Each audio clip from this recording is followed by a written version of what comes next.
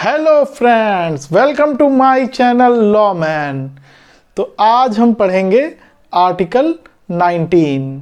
इससे पहले right to equality complete हो गया है, जो आर्टिकल 14 से लेके आर्टिकल 18 तक है। और एक साइड हमने यूनियन भी कंप्लीट कर लिया है, आगे स्टेट करना है, लेकिन फंडामेंटल राइट्स और डीपीएसपी भी जल्दी से कंप्लीट करने हैं। तो चलिए आज शुरू करते हैं आर्टिकल 19, और साथ में इसके हम आज आरटीआई एक्ट का भी ओवरव्यू कर लेंगे। तो चलिए शुरू करते हैं। ये देखिए, ये मैंने कुछ जो आर्टिकल 19 में 6 फंडामेंटल फ्रीडम है उनके बारे में लिख दिया है, और उनके रीजनेबल रिस्ट्रिक्शन किस क्लॉज में दिए गए हैं तो वो भी मैंने लिख दिए गए। और ये दोनों ही बहुत इम्पॉर्टेंट हैं, रीजनेबल रिस्ट्रिक्शन भी और ये क्लॉजेस भी। तो किसका रीजनेबल रिस्ट्रिक्शन किस में दिया है, तो आर्टिकल 19(1) का जो ए क्लॉज है वो freedom of speech and expression के बारे में बताता है, जो कि जिसका रीजनेबल रिस्ट्रिक्शन आर्टिकल 19 क्लॉज 2 में दिया गया है।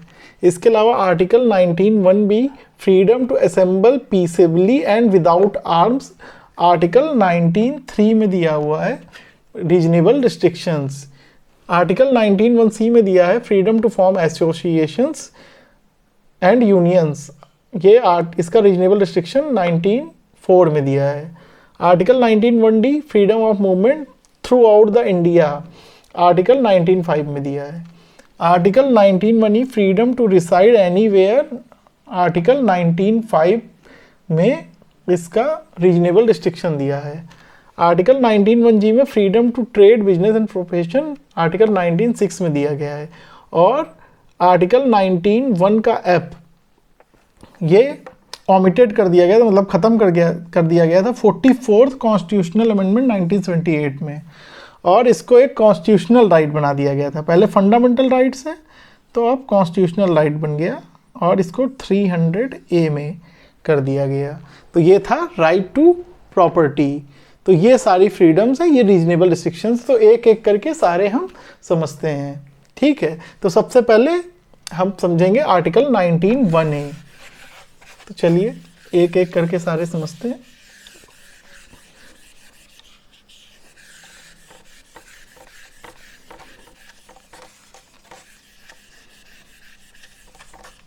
तो इसका मतलब क्या है फ्रीडम ऑफ स्पीच। तो इसकी मीनिंग एक केस था Romesh Thapar versus state of Madras,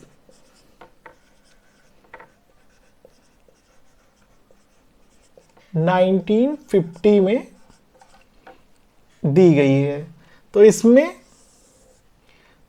supreme court ने, यहाँ मीनिंग लिख लेते हैं क्योंकि यह केस मीनिंग बता रहा है, यहाँ से मीनिंग क्लियर हो जाएगी। फिर आगे हम इसके जो भी रीजनेबल रिस्ट्रिक्शन दिए गए हैं वो देख लेंगे कौन कौन से रीजनेबल रिस्ट्रिक्शन है। एक बार मीनिंग समझ लेते हैं। तो सुप्रीम कोर्ट ने कोर्ट किया एक यूएस का केस था, Lovell versus city of Griffin. ये था 1937 का केस।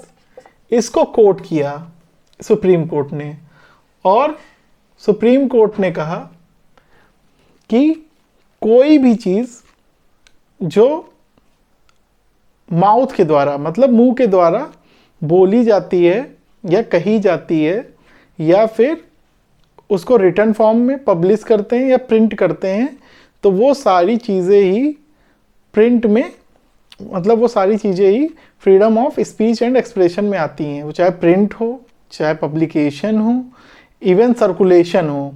देखिए, आपने प्रिंट कर दी कोई चीज़ लेकिन उसका सर्कुलेशन नहीं कर सकते हैं, तो वो भी कहीं ना कहीं से एक प्रॉब्लम वाली चीज़ है।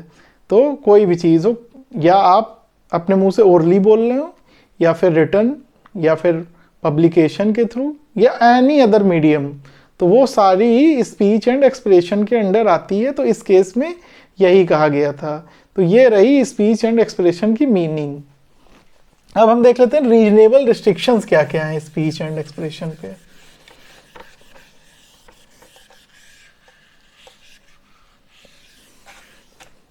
तो रीजनेबल रिस्ट्रिक्शंस 8 दिए गए हैं, 8 रीजनेबल रिस्ट्रिक्शंस हैं। तो देख लेते हैं 8 रीजनेबल रिस्ट्रिक्शन कौन कौन से हैं। क्योंकि आप समझिए फंडामेंटल राइट्स कोई एब्सोल्यूट राइट नहीं है, ठीक है, इसमें कुछ ना कुछ रीजनेबल रिस्ट्रिक्शंस होंगे, वरना फिर जो भी चाहेगा वो जो चाहे कहे, जो चाहे करे, कोई रोकने वाला नहीं होगा। तो एक जो सोसाइटी होती है सिविलाइज सोसाइटी, तो उसमें ऐसा नहीं हो सकता है, ठीक है। तो आइए देख लेते हैं कौन सा रीजनेबल रिस्ट्रिक्शन है। पहला रीजनेबल रिस्ट्रिक्शन है आपका sovereignty and integrity of India, ठीक है। तो आप स्पीच एंड एक्सप्रेशन कर सकते हैं, लेकिन वो sovereignty and integrity of India के अगेंस्ट नहीं होनी चाहिए। और आर्टिकल 19 ये जो है सिटीजन्स के लिए, फॉरेन को ये फंडामेंटल राइट्स प्रोवाइड नहीं है। तो कमेंट सेक्शन में बताइएगा कौन कौन से जो आर्टिकल्स हैं वो सिटीजन्स को प्रोवाइड किए गए हैं। मैंने अभी लास्ट वीडियो जो आर्टिकल 18 था उसमें मैंने बताया है, ठीक है। दूसरा है security of state, security of the state. अब मान लीजिए स्टेट का मतलब ये नहीं है कि स्टेट का मतलब इंडिया की बात कर रहा है, तो मतलब आप ऐसी कोई बात बोल रहे हैं जिससे इंडिया की सिक्योरिटी पे ही खतरा आ जा रहा है, तो वो भी चीज़ नहीं चलेगी स्पीच एंड एक्सप्रेशन में। थर्ड है आपका फ्रेंडली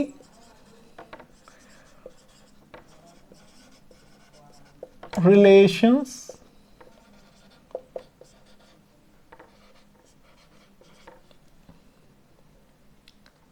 नहीं, फ्रेंडली रिलेशन नहीं है, foreign relation with the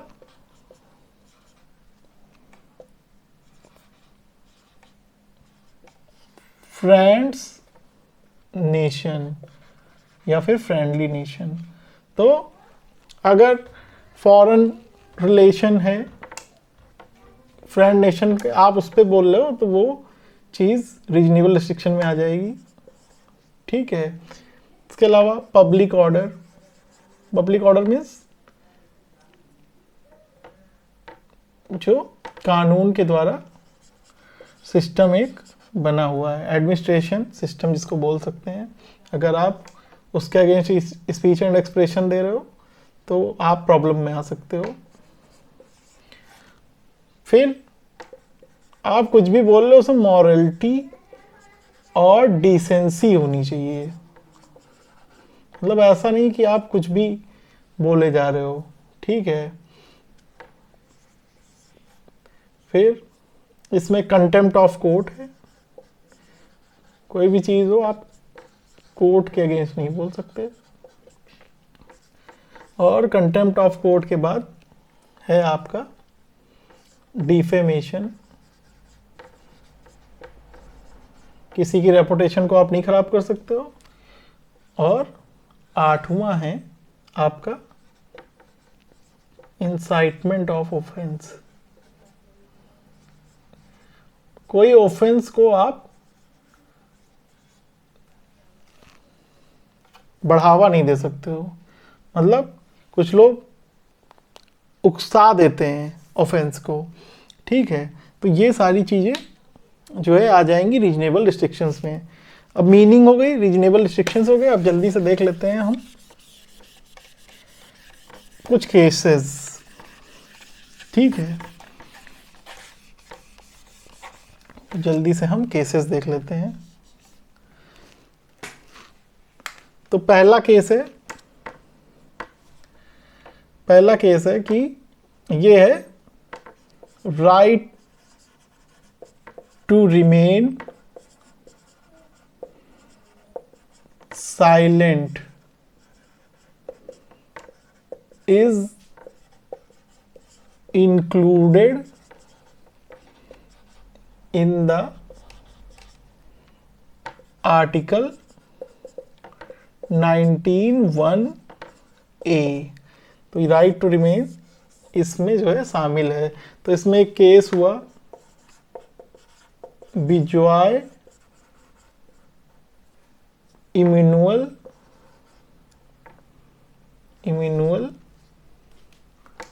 versus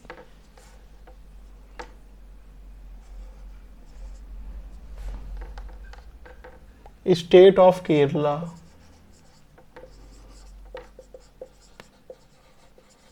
ठीक है, तो ये 1986 का शायद केस है, ये 80।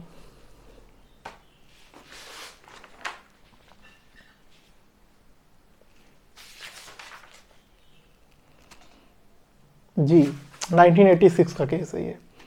तो इसमें क्या हुआ, इस केस में 3 चिल्ड्रन थे जो कि स्कूल में पढ़ते थे। तो ये लोग जेहोवा रिलीजन से थे और इन लोगों ने नेशनल एंथम नहीं गाया, नॉट संग। ठीक है, नहीं गाया, तो इनको जो है स्कूल से एक्सपेल कर दिया गया। ठीक है, तो जब इनको एक्सपेल कर दिया गया तो ये लोग कोर्ट गए। तो हाई कोर्ट ने तो इन्हें दोषी माना। ठीक है, दोषी किस एक्ट के अंदर माना, तो वो भी देख लेते हैं। Prevention of insult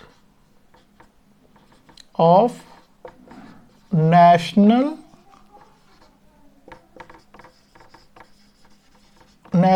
honour act 1971। लेकिन सुप्रीम कोर्ट ने जब ऑब्जर्व किया तो सुप्रीम कोर्ट ने कहा कि वो लोगों ने कोई ऑफेंस नहीं किया, क्योंकि वो लोग रिस्पेक्टफुली उसके लिए खड़े हुए। और आप गाएं या ना गाएं, मे बी आपका रिलीजन ये इजाज़त नहीं दे रहा है कि आप उसको, लेकिन अगर आप उसके लिए रिस्पेक्टफुली खड़े हो गए हैं और आप उसके लिए मतलब नेशनल एंथम के लिए आप एक रिस्पेक्ट दिखा रहे हैं, तो ज़रूरी नहीं कि आप उसको गाएं या ना गाएं। अभी आजकल एक मुद्दा बड़ा गर्म है, सिनेमा हॉल वगैरह में क्या होता है कि जब भी आप जाते हो तो अब नेशनल एंथम बजता है। तो अगर कुछ लोग खड़े नहीं हो सकते और मान लीजिए कुछ लोगों के पैरों में कुछ प्रॉब्लम है या कुछ भी है, तो दूसरे लोग उन पे जो है वायलेंस करते हैं या बुरा भला कहते हैं बिना जाने बूझे। तो ठीक है, अच्छी बात है, सबको पैट्रियोटिक होना चाहिए, देशभक्त होना चाहिए, बट आपको ये भी देखना चाहिए कि दूसरे की किसी सिचुएशन को भी ध्यान देना चाहिए। जब तो ठीक है, सिनेमा हॉल में जो भी नेशनल एंथम बजता है उसमें ये ध्यान देना चाहिए कि अगर कोई नहीं उठ रहा तो क्या उसको कोई प्रॉब्लम है कुछ भी गलत स्टेप उठाने से पहले। ठीक है, तो patriotism is a good thing, लेकिन अगर वो एक ईगो पे आ जाता है तो प्रॉब्लम हो जाती है। तो आपको ईगो पे नहीं लेनी है कोई चीज़। ठीक है, आपको देशभक्ति दिखानी है तो आप अपने अपनी फील्ड में अच्छा काम करिए। इंडिया अपने आप ही बेस्ट कंट्री बन जाएगा। सारे लोग, कोई ऐसा दिखावा करने की ज़रूरत नहीं है। ठीक है, दिखावे से कोई देश महान नहीं बनता। सब लोग अपना काम, अगर आप स्टूडेंट हो तो अच्छे से पढ़ाई करिए, आप जो भी कर रहे हो, आप किसी विभाग में हो तो वहाँ अच्छे से काम करिए, करप्शन ना करिए, इंडिया ग्रो करेगा। लेकिन आप अगर अच्छे से काम ही नहीं करोगे तो ये सब दिखावे वाली देशभक्ति से देश आगे नहीं बढ़ेगा। ठीक है, चलिए, मुझे लगता है कि मैंने अपना मैसेज पहुंचा दिया आप लोगों तक। चलिए चलते हैं आगे। ये तो एक केस हो गया।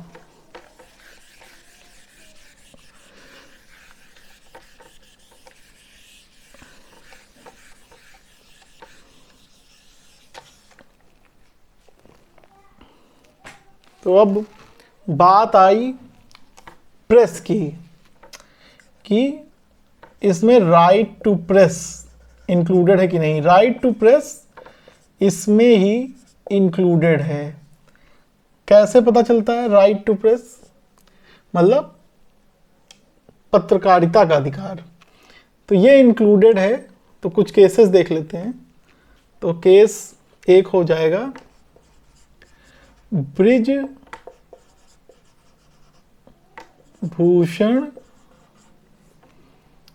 Versus Union of India. ठीक है, शायद 1950 का केस है, शायद 1950 का केस है ये।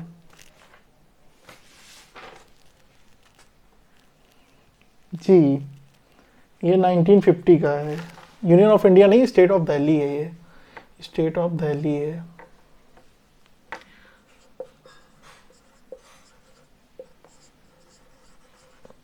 ठीक है, तो ये एक केस बड़ा इम्पोर्टेंट है इसमें। जो इसमें क्या हुआ था कि जो गवर्नमेंट ऑफ दिल्ली है उसने कहा कि अगर आप कोई भी जो है न्यूज़पेपर छापते हो तो उसके पब्लिकेशन से पहले ही आपको जो है एक डुप्लीकेट कॉपी सबमिट करनी पड़ेगी, उसके बाद ही पब्लिकेशन हो सकता है। तो इसमें सुप्रीम कोर्ट ने कहा कि pre censorship is not allowed. मतलब जब पेपर छप जाए उसके बाद आप उस पर रोक लगा सकते हो अगर उसमें कुछ गलत लिखा हो, लेकिन अगर पेपर को आप पहले से ही उसमें रोक नहीं लगा सकते हैं, उसको रिस्ट्रिक्ट नहीं कर सकते कि आप अभी नहीं छाप सकते हो। ठीक है, तो आप पहले प्री सेंसरशिप नहीं कर सकते हो, लेकिन बाद में उसको सेंसरशिप उसमें की जा सकती है। तो इस केस में ये हुआ। फिर दूसरा केस है आपका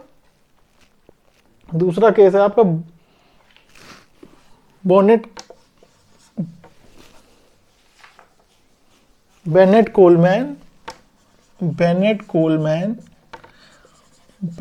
Coleman versus Union of India 1973। वो चेक करना पड़ता है कुछ गलत ना हो, यहाँ नहीं कुछ गलत दिखाया सकता। ठीक है, तो Bennett Coleman versus Union of India में क्या हुआ, तो गवर्नमेंट ने रिस्ट्रिक्ट कर दिया कि आप केवल 10 पेजेस ही छाप सकते हो मैक्सिमम। तो जो भी न्यूज़पेपर वगैरह होते हैं, बेनेट कोलमैन आप लोग जानते होंगे, टाइम्स ऑफ इंडिया जो न्यूज़पेपर छपता है वो इनके थ्रू छपता है। तो आप ये बात समझिए, कोई भी न्यूज़पेपर होता है वो किसके माध्यम से कमाता है? वो हमारे और आपके जो हम लोग खरीदते न्यूज़पेपर, वो उसका रेवेन्यू नहीं है। उसका मेन रेवेन्यू है एडवर्टाइजमेंट। तो अगर ये रिस्ट्रिक्ट कर दिया जाएगा तो वो एडवर्टाइजमेंट ज़्यादा नहीं दे पाएंगे और फिर उनका रेवेन्यू जनरेट नहीं हो पाएगा, और फिर वो न्यूज़पेपर कैसे छापेंगे?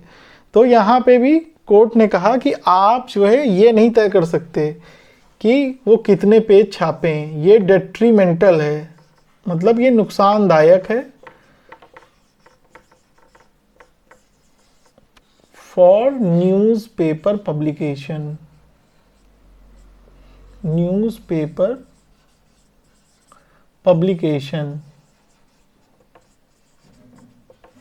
ठीक है, तो न्यूज़पेपर पब्लिकेशन के लिए ये जो है डेट्रीमेंटल है। तो ये दो केसेस हो गए राइट टू प्रेस वाले। एक एक करके सारी चीज़ें कवर होंगी। ठीक है, तो राइट टू प्रेस इसमें ही इंक्लूडेड है 19 में, और प्री सेंसरशिप न्यूज़पेपर की नहीं हो सकती। ठीक है, अब इसमें एक एडवर्टाइजमेंट को लेके, ठीक है, एडवर्टाइजमेंट को लेके कौन से केसेस हुए कि एडवर्टाइजमेंट आती हैं right to freedom of speech में कि नहीं। तो कोर्ट ने क्या कहा इसमें समझते हैं, इसमें क्वेश्चन मार्क लगा देते हैं। ठीक है, तो इसमें भी 2 केसेस हुए। पहला केस है आपका Tata press versus MTNL। MTNL क्या है? महानगर टेलीकॉम निगम लिमिटेड। ठीक है, तो MTNL टाटा प्रेस और MTNL का केस है। ईयर इसका क्या है? इसका ईयर है 1995। 1995। तो इसमें क्या हुआ कि टाटा प्रेस ने जो है लिस्ट ऑफ टेलीफोन सब्सक्राइबर को पब्लिश कर दिया। तो MTNL और गवर्नमेंट ने बोला कि आप नहीं कर सकते क्योंकि ये राइट हमारे पास है। तो ये टेलीफोन सब्सक्राइबर की जो है लिस्ट आप पब्लिश नहीं कर सकते, can not publish without the permission of government. ठीक है, क्योंकि ये without the permission of government, permission of government, क्योंकि ये MTNL में। तो यहाँ पर ये बात हुई क्या एडवर्टाइजमेंट भी आर्टिकल 19(1)(a) के जो है एम्बिट में आता है। तो इसमें कहा गया कि नहीं, आर्टिकल 19(1) हाँ, एडवर्टाइजमेंट एक जो है freedom of speech and expression है, लेकिन हर तरह के एडवर्टाइजमेंट आर्टिकल 19(1) के 1(a) के एम्बिट में नहीं आएंगे। कमर्शियल एडवर्टाइजमेंट बिल्कुल भी इसके अंडर में नहीं आएंगे। तो एडवर्टाइजमेंट इसके अंडर में नहीं आएंगे। ये केस हेल्ड हुआ। इसमें आप एक और केस कर सकते हैं, हमदर्द दवाखाना वर्सेस यूनियन ऑफ इंडिया 1960। उसमें भी सेम बात बोली गई। तो ये 2 केस इसमें भी हो जाएंगे। हमदर्द दवाखाना वर्सेस हमदर्द दवाखाना वर्सेस यूनियन ऑफ इंडिया 1960। तो इसमें भी यही सेम बात बोली गई थी कि जो कमर्शियल एडवर्टाइजमेंट है, कमर्शियल जो एडवर्टाइजमेंट है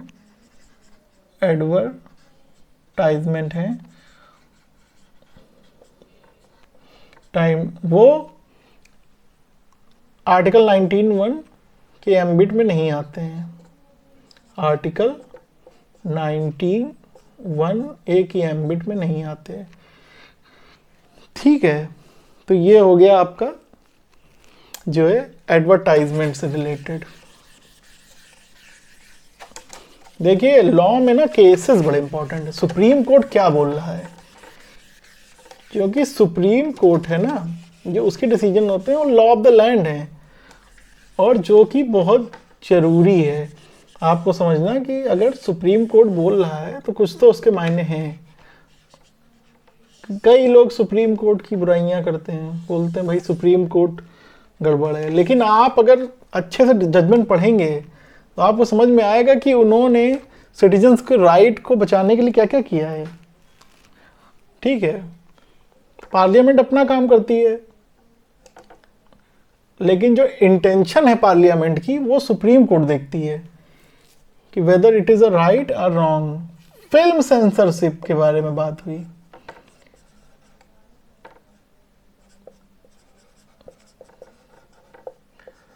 फिल्म सेंसरशिप आती है कि नहीं, तो इसमें भी 2 केस हुए। एक तो है K A Abbas versus Union of India 1971। Union of India 1971। तो इसमें उन्होंने बोला के अब्बास ने कि फिल्म सेंसरशिप इनकी कंटेंशन थी पिटिशनर की कि वॉयलेटिव है, मतलब ये एक तरीके से उल्लंघन है freedom of speech and expression का, मतलब आर्टिकल 19(1)(a) का। तो इसमें जस्टिस थे हिदायतुल्ला। तो ठीक है, मैं बता देता हूँ उन्होंने क्या कहा, इसमें लिखने की ज़रूरत नहीं है वरना टाइम हो जाएगा। तो जस्टिस हिदायतुल्ला ने इसमें बहुत ही बढ़िया आर्टफुल जजमेंट दिया और उन्होंने कहा कि हम देख रहे हैं यहाँ इंडिया में ऐसी कोई रेगुलेटरी अथॉरिटी नहीं है जो सेंसर करे जो है फिल्मों को, लेकिन अगर अमेरिका देखें या इंग्लैंड तो हर जगह सेंसरशिप होती है। जहाँ तक अमेरिका की बात है तो अमेरिका में मोशन पिक्चर्स जो है एसोसिएशन है, तो वो क्या करता है, वो सेंसरशिप करता है अमेरिका में मूवीज़ में। तो फिल्म एक जो है बहुत ही स्ट्रॉन्ग मीडियम है क्योंकि इसमें सारी चीज़ें हो रही हैं, ठीक है। तो अगर इस पे सेंसरशिप नहीं की जाएगी तो प्रॉब्लम होगी। तो थोड़ा मॉरलिटी एंड डिसेंसी को मेंटेन रखने के लिए फिल्मों में सेंसरशिप ज़रूरी है कुछ हद तक। तो सुप्रीम कोर्ट ने यही बोला, लेकिन उन्होंने ये नहीं बताया कितने एक्सटेंट तक जो है, क्योंकि उन्होंने बाकी माध्यम में तो सेंसरशिप को अपोज किया था सुप्रीम कोर्ट ने, लेकिन यहाँ पर उन्होंने सेंसरशिप के लिए अलाउड किया। तो एक दूसरा केस है इस पे, तो वो देख लेते हैं। तो वो है बॉबी इंटरनेशनल बॉबी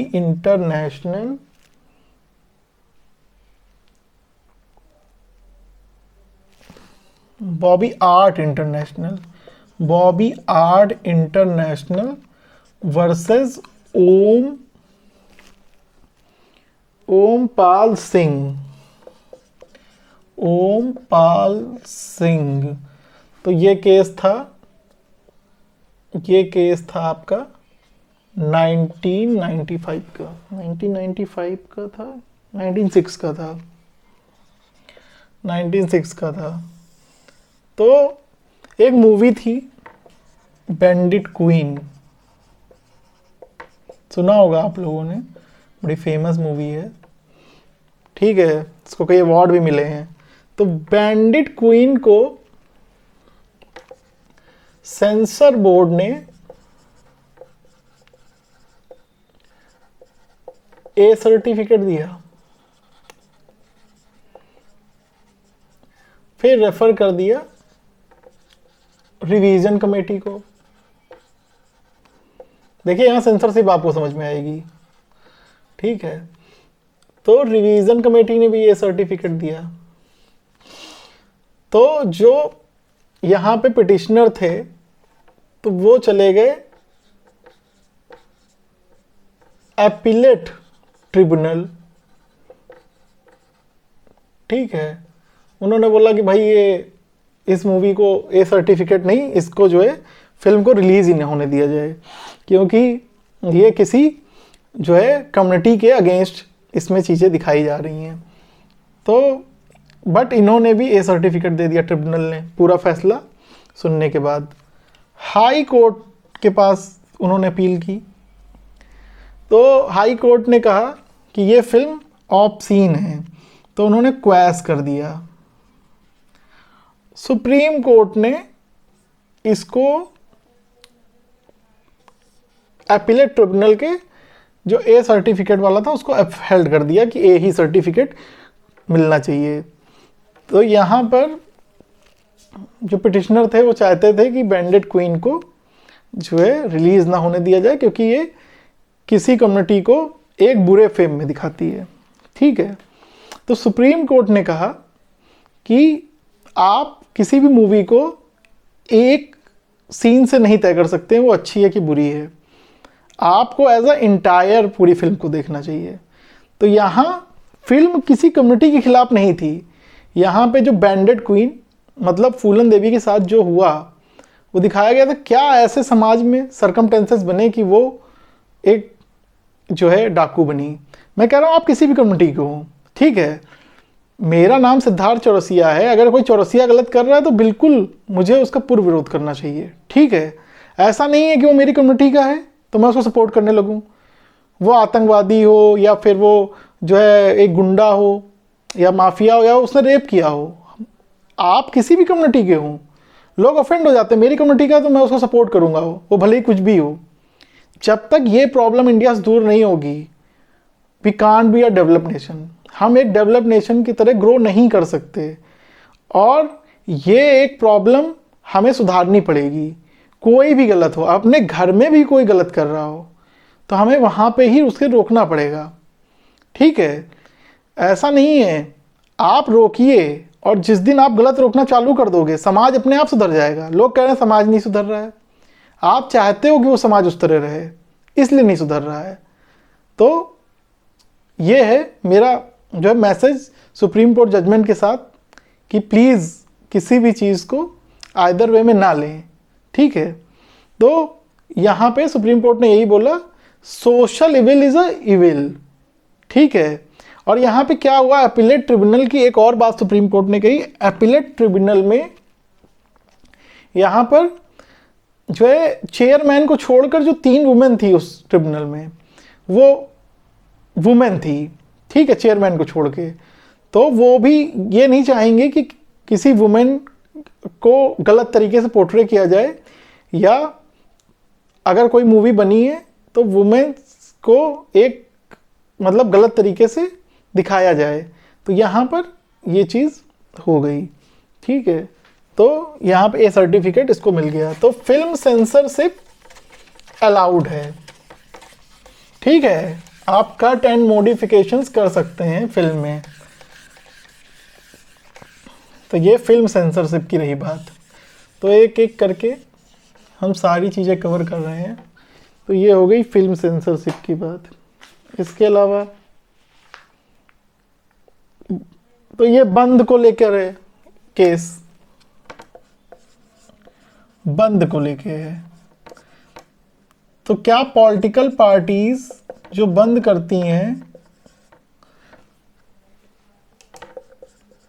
जो पॉलिटिकल पार्टीज करती हैं, वो इसके अंडर में आता है freedom of speech and expression के। तो ये 2 केस थे, 2 क्या केस, क्या एक केस एक ही था बट उसकी अपील गई थी। तो एक है भरत कुमार स्टेट ऑफ केरला है, हाँ, वर्सेस स्टेट ऑफ केरल, ठीक है, स्टेट ऑफ केरल। ये कब का केस है? ये केस है 1987 का। तो 1987 का ये केस है। तो इसमें क्या कहा सुप्रीम कोर्ट, हाई कोर्ट ने, इसमें हाई कोर्ट में केस था, हाई कोर्ट ने बोला कि पॉलिटिकल पार्टीज जो बंद करती हैं वो freedom of speech and expression के अंडर नहीं आता। ये टोटली रॉन्ग है। पॉलिटिकल पार्टीज बंद नहीं कर सकती, बंद नहीं कर सकती, नहीं कर सकती अंडर आर्टिकल 19(1)(a। तो इसमें communist party of India, CPI, communist party of India, ये मार्क्सिस्ट वाली है, वर्सेस इन लोगों ने अपील कर दी सुप्रीम कोर्ट में, लेकिन सुप्रीम कोर्ट ने, ये शायद 1997 का केस है ये, और ये 1998 का है, ठीक है। इसमें सुप्रीम कोर्ट ने जो हाई कोर्ट ने कहा था वो अपहेल्ड कर दिया, ठीक है, वो अपहेल्ड कर दिया। तो ये हो गया आपका जो है पॉलिटिकल पार्टीज बंद डिक्लेयर कर सकती हैं कि नहीं, और वो आर्टिकल 19(1) के अंडर में नहीं आता। ये थोड़ा बड़ा क्लॉज है, बाकी उसमें बाकी जो भी हैं उसमें इतने केसेस नहीं हैं, इसमें ज़्यादा केसेस हैं, और सारे केस इंपॉर्टेंट है। कोई भी केस आ जाएगा और पूछ लेगा ये किससे रिलेटेड है, तो फिर उतने समय आपको एग्ज़ाम में याद नहीं आएगा। तो यहाँ पर सारी चीज़ें मैंने क्लियर कर दी। अब यहाँ पे आता है क्या, right to information, right to information. भाई राइट टू प्रेस तो आता है, राइट टू इंफॉर्मेशन आता है कि नहीं? राइट टू इंफॉर्मेशन इसके अंडर में आता है कि नहीं? तो पहले हम एक बार देख लेते हैं कि RTI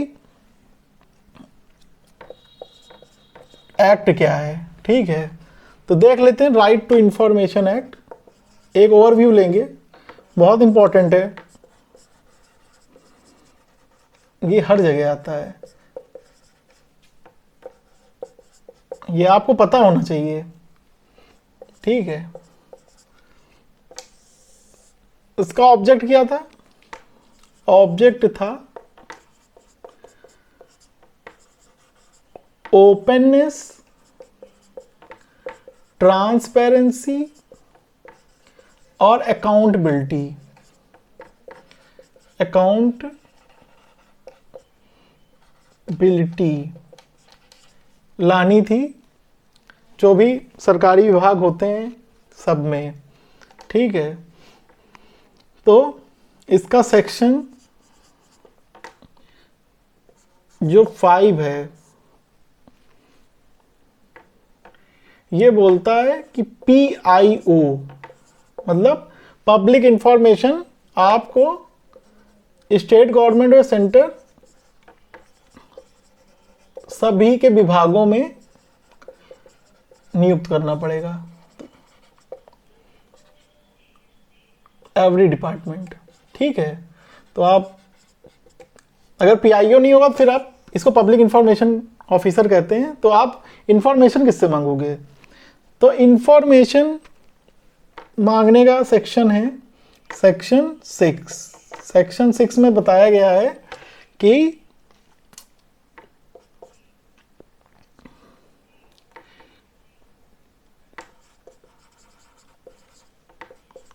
every person can obtain, can request to obtain information। तो आप इंफॉर्मेशन मांग सकते हो किसी भी डिपार्टमेंट से, या तो राइटिंग में या फिर इलेक्ट्रॉनिक मींस से। ठीक है, ये 2 तरीके से आप जो है मांग सकते हो। ठीक है, ये सेक्शन 6 है। फिर उसके बाद आपका है सेक्शन 7। ठीक है, सेक्शन 7 में लिखा है डिस्पोजल ऑफ रिक्वेस्ट। तो कोई भी रिक्वेस्ट हो उसका डिस्पोजल 30 डेज के अंदर में हो जाना चाहिए, विद इन 30 डेज। ठीक है, विद इन 30 डेज हो जाना चाहिए। और अगर मान लो मैटर लाइफ एंड लिबर्टी से लेकर है, इंफॉर्मेशन अगर लाइफ एंड लिबर्टी से लेकर है, लिबर्टी को लेकर है, तो उसका जो है 48 आवर्स में इंफॉर्मेशन देनी पड़ेगी। ठीक है, बस अगर वो रिक्वेस्ट सेक्शन 8 एंड 9 में नहीं आनी चाहिए, क्योंकि 8 और 9 में एक्सेप्शंस हैं, आप उन पे जो है डिटेल्स इंफॉर्मेशन नहीं मांग सकते हो। ठीक है, तो ये आपका जो है हो गया। इसके अलावा आप अगर मान लीजिए आप PIO की इंफॉर्मेशन से खुश नहीं हैं, तो आप अपीलेट ट्रिब्यूनल को जो है, अपीलेट अथॉरिटी को, सॉरी ट्रिब्यूनल को नहीं, अपीलेट अथॉरिटी को आप जो है कंप्लेंट कर सकते हैं। एक बार बना देते हैं।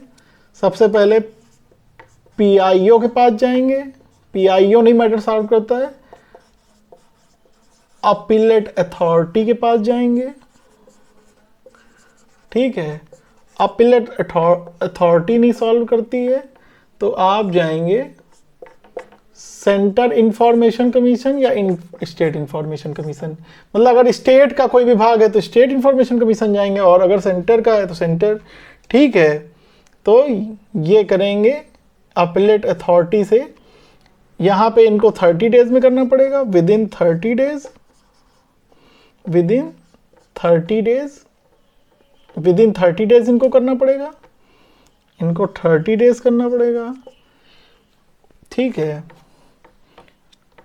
इनको 90 डेज और इनको 90 डेज में रिजॉल्व करना पड़ेगा।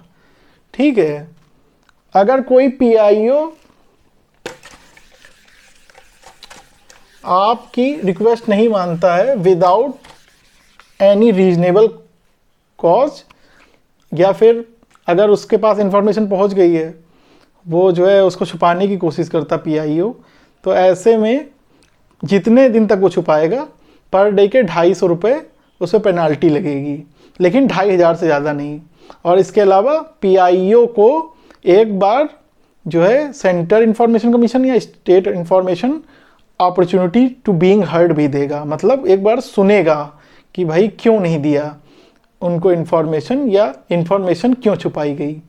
ठीक है, तो ये सारी चीज़ें इसमें हैं। तो ये अपील का जो सेक्शन है वो सेक्शन 19 है, सेक्शन 19 ही है। हाँ, पर्सन कैन अपील सेक्शन 19 में है। तो आरटीआई इतना ही है, बाकी आरटीआई सेक्शंस मैं तो बहुत समझा सकता हूँ, लेकिन ये आर्टिकल 19 की क्लास है तो मैं आरटीआई इतना ही समझा सकता हूँ, क्योंकि आरटीआई तो पूरा एक सब्जेक्ट हो जाता है। अगर आप कभी मास्टर्स वगैरह लॉ में करेंगे तो पूरा एक सब्जेक्ट हो जाता है, तो आरटीआई पूरा एज अ सब्जेक्ट पढ़ाया जाता है। तो अब आरटीआई में कितना ही पढ़ाएं। तो अब ये जो है ये वाला क्लॉज हो गया डन। अब देख लेते हैं आगे, अब जल्दी से ख़त्म करते हैं बाकी सारे क्लॉज, क्योंकि यही सबसे लंबा है, क्योंकि इसमें ही राइट टू इंफॉर्मेशन है, इसी में राइट टू प्रेस है, इसी में सारे केसेस हैं और इसी से सारी चीज़ें होती हैं। अब देख लेते हैं आगे क्या है। तो अब देख लेते हैं आर्टिकल 19(1) का बी, इसमें क्या है। आर्टिकल 19(1) के बी में क्या है। आर्टिकल 19(1) के बी में है right to assemble, assemble peaceably, peaceably, peaceably and without arms. मतलब आप इकट्ठे हो सकते हो, लेकिन एक पीसबली मतलब कि शांतिपूर्वक और बिना किसी वेपन्स के या बिना किसी हथियार के। और इसका जो है रिस्ट्रिक्शंस वो आर्टिकल 19 के क्लॉज 3 में है। तो इसमें केवल 2 रिस्ट्रिक्शंस हैं। एक तो है आपका sovereignty, sovereignty and integrity, integrity of India, और एक है आपका पब्लिक ऑर्डर। इसमें 2 ही हैं, ठीक है। तो इसमें कुछ भी नहीं है, इसमें कोई केस भी नहीं है ऐसा इम्पोर्टेंट जो कराया जाए। अब हम लोग सी की तरफ बढ़ते हैं। और ये इसमें जो जोड़ा गया था इसको सॉवरेनिटी इंटीग्रेट, ये 16 अमेंडमेंट से जोड़ा गया था। 16 कॉन्स्टिट्यूशनल अमेंडमेंट से इसको जोड़ा गया था, ठीक है। ये अब आपका सी आ गया। सी में राइट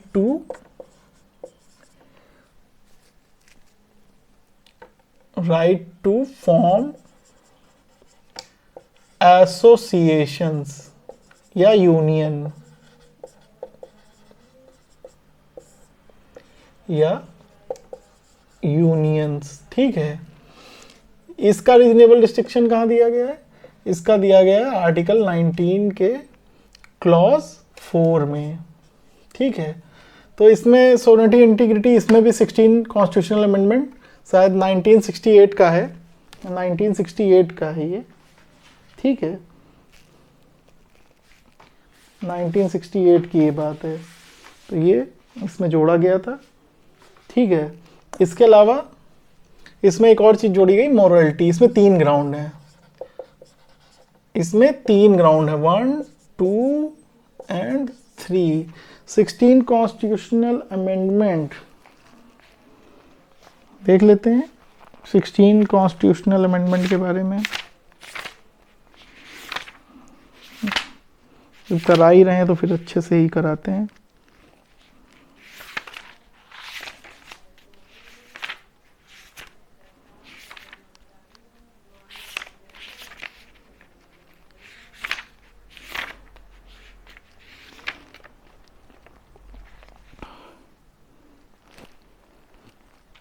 जी 1963 का है। ठीक है, ये 1963 में ये अमेंडमेंट हुए दोनों में, 1C में भी 1B में भी। ठीक है, तो इसके रीजनेबल रिस्ट्रिक्शंस हो गए।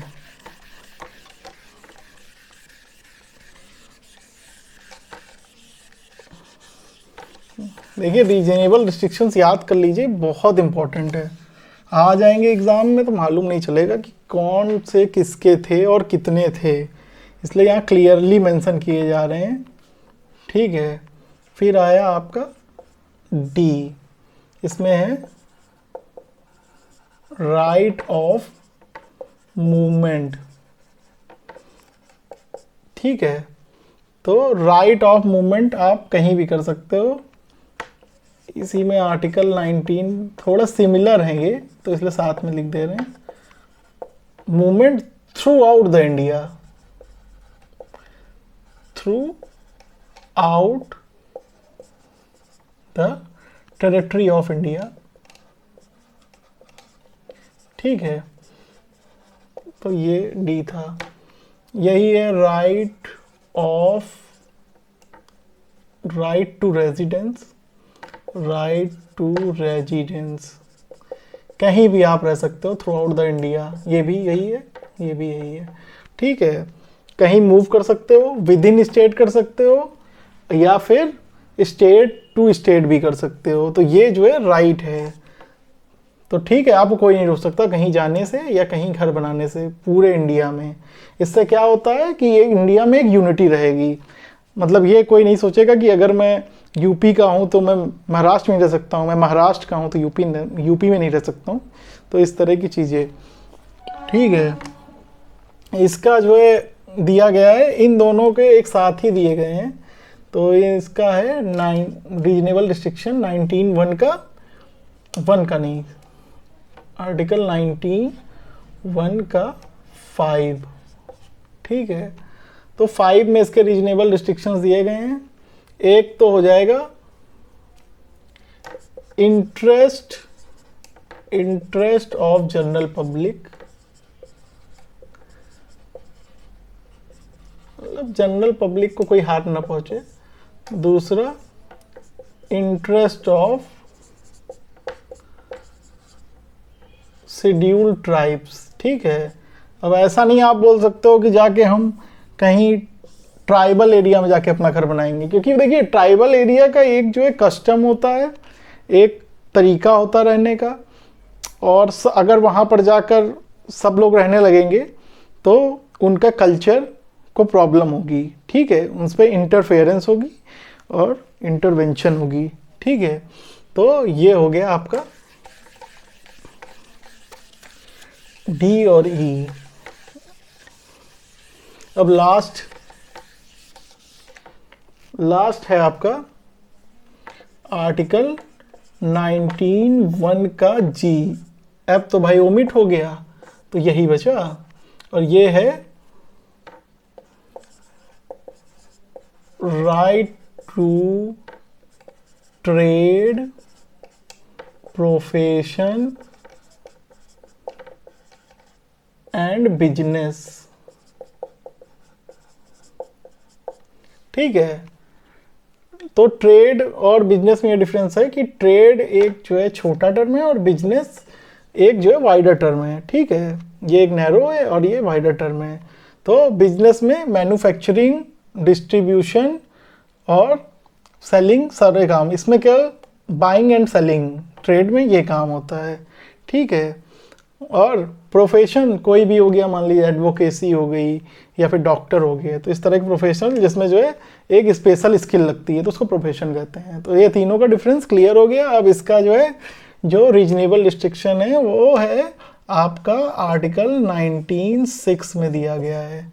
तो इसमें कुछ चीज़ें बताई गई हैं, ठीक है, इसमें कुछ चीज़ें बताई गई हैं। एक तो आपका हो जाएगा प्रोफेशनल एंड टेक्निकल क्वालिफिकेशन। तो अगर कोई जॉब है जहाँ पे प्रोफेशनल और टेक्निकल क्वालिफिकेशन मांगी जा रही है,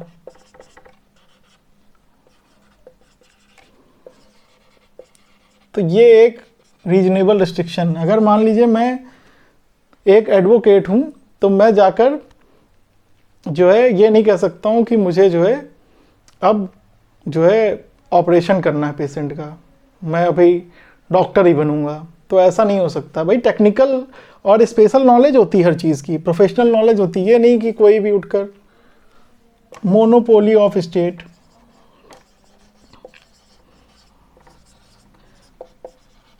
स्टेट की मोनोपोली है किसी प्रोफेशन या बिजनेस में, ठीक है। और इसके अलावा है आपका कोई ट्रेड या बिजनेस है, कोई ट्रेड है, कोई बिजनेस है, कोई इंडस्ट्री है, कोई सर्विस है, अगर वो स्टेट द्वारा ओन्ड है तो स्टेट अपनी कंडीशंस इम्पोज कर सकता है। तो ये हो गया आपका आर्टिकल 19। होपफुली आप लोगों को समझ में आया होगा। क्लास थोड़ी लंबी होती है क्योंकि मैं लिखता भी हूँ साइड बाय साइड में भी, अगर मैं भी स्लाइड बनाकर ये सब चीज़ें करूँ, बट स्लाइड में मेरे पास पेन टैब नहीं है तो मैं इस तरह कर रहा हूँ। तो ठीक है, आप लोगों को अगर ये तरीका अच्छा लगे तो प्लीज़ साथ जुड़े रहें, देखते रहें और सब्सक्राइब करना ना भूलें क्योंकि बहुत मेहनत पड़ती है एक वीडियो बनाने में। तो प्लीज़ सपोर्ट करिए। Thank you so much. और please like, share and subscribe. जय हिंद।